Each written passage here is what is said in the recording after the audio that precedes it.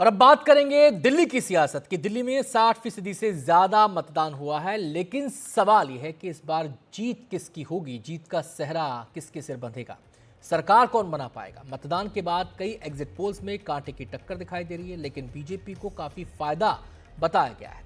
ज्यादातर exit polls में BJP काफी आगे दिख रही है।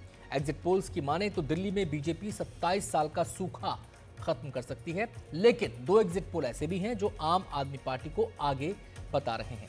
फिलहाल ये एग्जिट पोल्स हैं, नतीजों के लिए हमें 2 दिन का इंतजार करना होगा। और आपको बता दें कि 8 फरवरी को यानी कि नतीजे वाले दिन सुबह 6 बजे से एनडीटीवी पर आप नतीजों को लेकर हमारी सबसे तेज और सबसे सटीक कवरेज लगातार देख सकते हैं।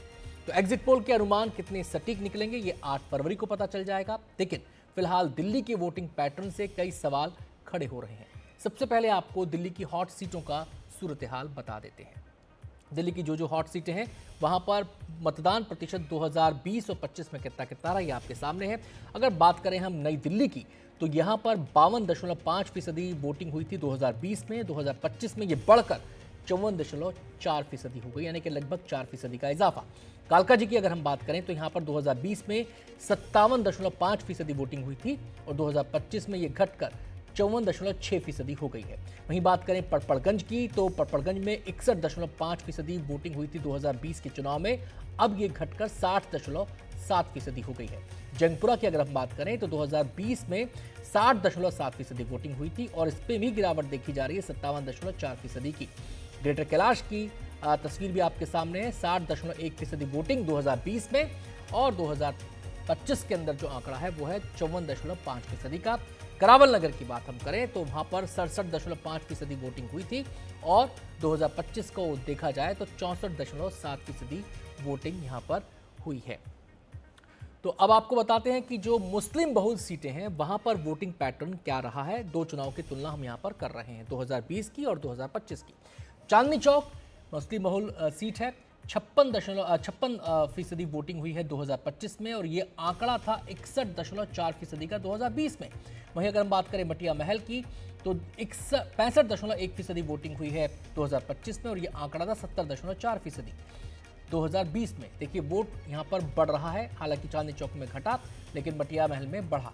अगर हम बात करें बल्ली मारान की तो 63.9% इस बार के चुनाव में वोटिंग हुई है, 71% से ज्यादा वोटिंग हुई थी पिछले बार के चुनाव में। यहाँ पर वोटिंग प्रतिशत घटा है और घटा भी अच्छा खासा है, लगभग 8%। तुगलकाबाद की अगर हम बात करें तो 55.8% वोटिंग हुई है 2025 में और 60.8% वोटिंग हुई है 2020 में। अगर हम बात करें ओखला की तो 54.9% हुई है वोटिंग इस बार के चुनाव में और 59.1% वोटिंग हुई थी 2020 में। और गांधीनगर की अगर हम बात करें तो 61% वोटिंग हुई थी पिछले चुनाव में, इस चुनाव में, और 62.7% वोटिंग हुई थी 2020 में। तो हम सीधे रुख करेंगे हमारे खास मेहमानों का। दो खास मेहमान हमारे साथ जुड़ गए हैं। आरती चैरजी हमारे साथ मौजूद हैं, अमिताभ तिवारी जी हमारे साथ मौजूद हैं और दोनों का बहुत बहुत स्वागत है। सबसे पहला सवाल मैं अमिताभ जी से ही करना चाहूँगा। ये सर हॉट सीट और मुस्लिम बहुल सीटों का जो पैटर्न हमने बताया वोटिंग का पिछले चुनाव के मुकाबले इस चुनाव में, ये क्या इशारा कर रहा है, क्या नजर आता है आपको? देखिए, टर्नआउट के बेसिस पे तो थोड़ा डिफिकल्ट होता है कुछ भी कहना, क्योंकि अभी भी इलेक्शन कमीशन ये बता रहा है कि ये नंबर्स जो है ओवरऑल जो आप दिखा रहे हैं या वहाँ उस ऐप पे भी है वो अभी अपडेट होगा। लेकिन अगर मान लेते हैं कि यही नंबर्स हैं तो इसमें दो बातें। एक तो इस बार जितनी वोटिंग हुई है औसतन पूरे राज्य में 60.44% हुई है, तो उससे तो कहीं ना कहीं हर सीट पे लगभग ज्यादा वोटिंग है अगर आप मुस्लिम बहुल सीटों को देखेंगे तो स्टेट एवरेज के कंपैरिजन में इस बार मुस्लिम बहुल सीटों पे ज्यादा वोटिंग हुई है। हाँ, पिछली बार के कंपैरिजन में हम देख रहे हैं कि इन सब सीटों पर कम वोटिंग हुई है, क्योंकि ओवरऑल स्टेट में ही कम वोटिंग हुई है। अब ओवरऑल स्टेट में पिछली बार लगभग 63% वोटिंग थी, जो इस बार 60.5 है। तो इसकी वजह से भी हो सकता है कि मुस्लिम बहुल क्षेत्रों में कम वोटिंग हो। और दूसरा कारण है क्योंकि कांग्रेस काफी बढ़ चढ़कर इस चुनाव में लड़ रही थी जी। और इन सीटों पे उसका काफी फोकस था। तो एक कंफ्यूजन जरूर हो सकता है हो मुस्लिम मतदाताओं में, क्योंकि एक लेवल पे नाराजगी जरूर है अरविंद केजरीवाल के खिलाफ, क्योंकि उन्होंने एक सॉफ्ट हिंदुत्व की पॉलिसी अडॉप्ट करी। दिल्ली राइट्स में उनका कोई खास उस समय पे काफ़ी स्ट्रॉन्ग रिस्पॉन्स या बयानबाजी नहीं रही। तो इन सब कारणों की वजह से थोड़ा एक डिस्कंटेंट भी है। तो ये कन्फ्यूजन और डिस्कंटेंट की वजह से हो सकता है कि पिछले बार के कंपैरिजन में थोड़ी कम वोटिंग हुई है। चलिए आरती जी का मैं यहाँ पे रुख करना चाहूँगा। आरती जी, ये जो कम ज़्यादा वोटिंग परसेंटेज होता है, हर चुनाव में इसको डिकोड करने की कोशिश होती है, लेकिन कोई क्या अ, तय तौर पर, पुख्ता तौर पर कुछ कहा जा सकता है इसके आधार पर? देखिए, अगर हम ट्रेडिशनल मतलब कन्वेंशनल विजडम पे जाएं तो कन्वेंशनली अगर वोटर टर्नआउट कम होता है तो सरकार को फेवर करता है, और जब बदलाव का मूड होता है राज्य में तो फिर वोटिंग परसेंटेज बढ़ना चाहिए। पर ये तो कन्वेंशनल विजडम है, और अभी जो हाल में हम जो चुनाव देख रहे हैं उसमें अब देखिए महाराष्ट्र में वोटिंग टर्नआउट खूब बढ़ा, और रूलिंग पार्टी वापस आ गई। जी। तो इसीलिए आजकल ये कन्वेंशनल विजडम को अप्लाई करना बहुत मुश्किल वाली बात है। तो ये कहना कि इससे आपको फायदा है या भाजपा को फायदा है बहुत मुश्किल है। पर मैं एक चीज कहूंगी जरूर कि वोटरों के माइंड में इस बार कंफ्यूजन भी था जी। और एंथुजियाज्म भी कम था। वो तो दिख रहा था साफ, तुम किसी से भी बात करो तो उनको ये नहीं पता चल रहा था, क्योंकि एक तरह का डिसइल्यूजनमेंट तो था आपसे, पर बीजेपी के लिए कोई खास